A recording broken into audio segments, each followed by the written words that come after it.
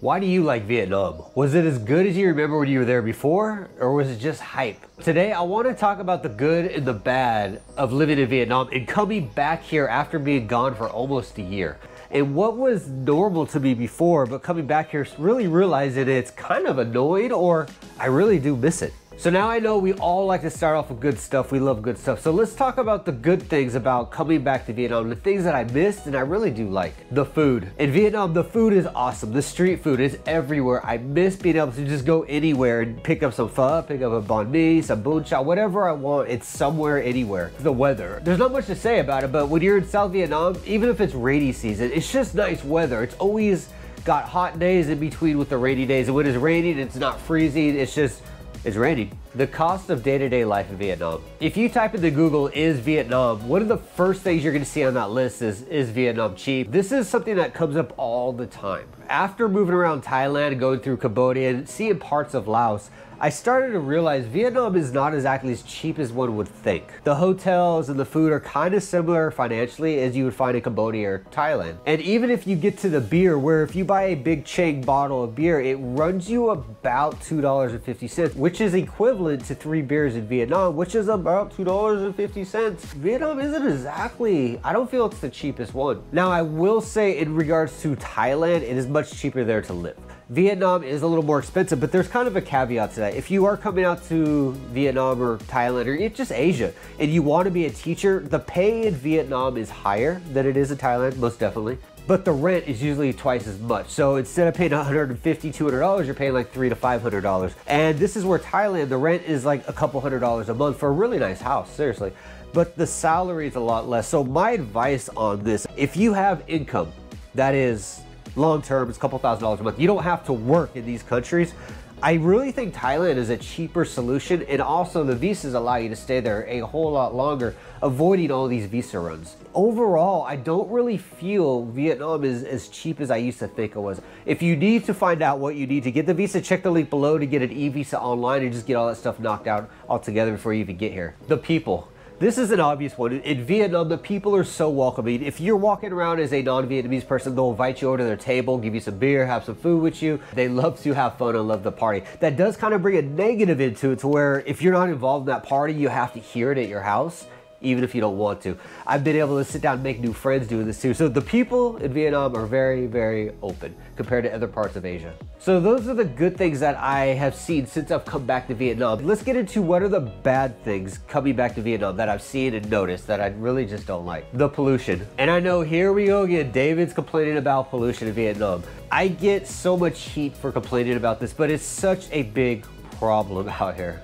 And since I've come back, I think the pollution really has got worse. If you see the video where we went to Vung Tau, the whole beach, this was a month after the borders opened, the pandemic was kind of laid down a little bit. The beach it looked like a landfill. We were dodging traffic, plastic bags, cups and stuff, just to record stuff on the beach, and people were just sitting in it. It was so dirty. When I was taking the bus to Dalat, the bus driver was throwing plastic bags, throwing cups, cigarette butts, trash, all kinds of stuff out the bus window as he's driving. That just drives me up the wall. I don't know, I guess it's normal. I mean, it is normal in Vietnam. And speaking of buses, the traffic, the noise pollution is so intense, and it's still there. It's not better, it's not worse. I thought it was getting better, but as I've been here longer, I've started to realize it is about the same. The constant honking, the driving around, the yelling, the people on their speakerphone, hey, what are you doing? Like, so loud that everybody in a restaurant can hear it, like we all care. We don't. And since we're talking about driving, just the insane, unsafe driving. Like, I've been seeing so many people trying to cut each other off. Like, the obsession with being in front of somebody else when there's no point. Like, it was just a couple of days ago, I'm out in Phan Thiet, we're walking up this road, and these 2 sleeper buses are trying to pass each other to the point where four bikes go the other way. 3 of them went off the road just to avoid being hit by an oncoming bus that was honking and high beaming, and the 4th bike ran into, like, it was like a pole or something like that, but ran into the pole and fell over, like crashed. And this was because the bus was sitting there literally just honking at it and high beaming it, trying to cut off another bus. For what? I have a friend, she's trying to get her driving permit to drive a car in Vietnam, and she's having trouble getting through the driving recommendations. Like, you have to do the driving test, and she's having trouble passing it. And it blows my mind that they have such a strict program to get a driver's license. But when you see the driving out here, it's utterly stupid. Like I've seen toddlers and Power Wheels drive smarter than this, as you can hear. And while we're on noise, things like going to a restaurant, the random people driving up on a motorbike yelling on karaoke to get a tip, the back-to-back vendors constantly trying to sell you garbage that you don't want. And I get they're trying to make a living. I totally respect that and understand it. But when somebody comes up to you selling you lottery tickets, you say no. Seriously, 5 seconds later, somebody else and then somebody else. It starts getting very annoying really fast. And this reminds me, I'm out with my friend, her family, and we're just eating at this goat restaurant. And while we're sitting there talking, one came this side, putting lottery tickets in her face, yelling at her to buy tickets while she's talking to me, like oblivious to what's going on, to the point where I stood up and started yelling at them in Vietnamese. I'm not gonna say what I said to them, but it was just, and they looked at me scared, like what's wrong? Like, no self-awareness at all. If I was in Thailand or Cambodia, for example, and a husband and wife are randomly talking, I go up to them and start yelling at the wife or the husband to buy my shoelaces, the husband's gonna be like, bro, get out of here.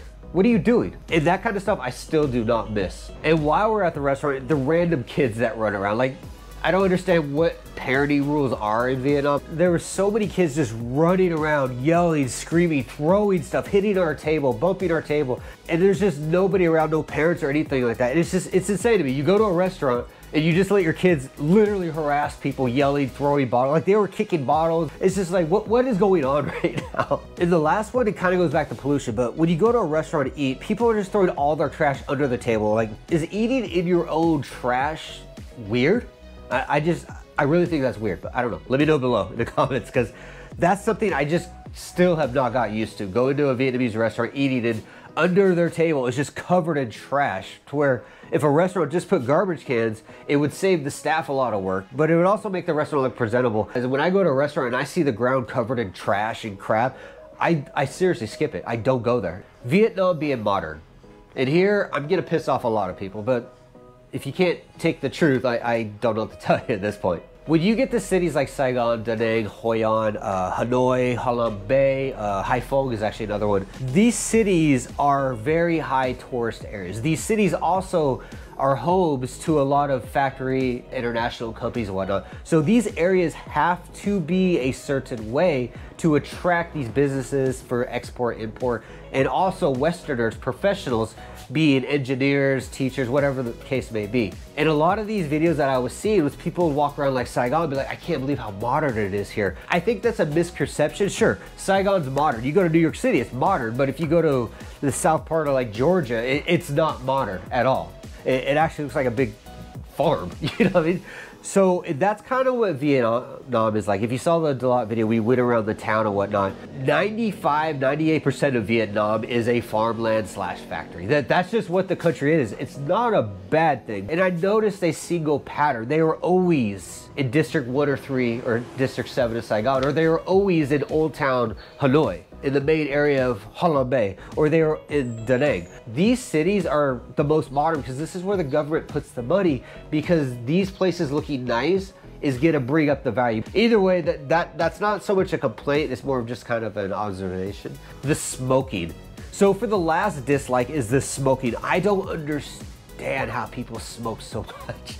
And somebody that quit smoking 2 years ago, maybe I was oblivious to it living in Vietnam, being a smoker back then, that I just assumed it was fine. Like everywhere I went, I smoked. My friends smoked, everybody smoked, I guess. But I never realized how much people smoke. Old ladies, old men, young, old, staff, bus drivers, teachers, homeless people. I see everybody constantly smoking. And the crazy part is it's everywhere. It's in bathrooms, it's inside of buses, inside of restaurants. I was at this hotel in District 1 where they were smoking in the elevator. Again, because I quit smoking, maybe I just didn't notice enough, but going back to America for a while, being in Cambodia and Thailand, like there's not a lot of smoking that goes on, and it's not in public areas so much. Like it's kind of banned almost everywhere. Like even in America, you really can't smoke anywhere anymore. And this brings me back to the restaurant stories I was telling you about a bit ago. We were talking about the pollution. Is the guy sitting behind us, he was smoking. This guy was chain smoking, just cigarette after cigarette, and he kept flicking it behind him, like over, under, like this. The crazy thing is he was sitting behind me, so they're showing up here, and I started kicking him back to him.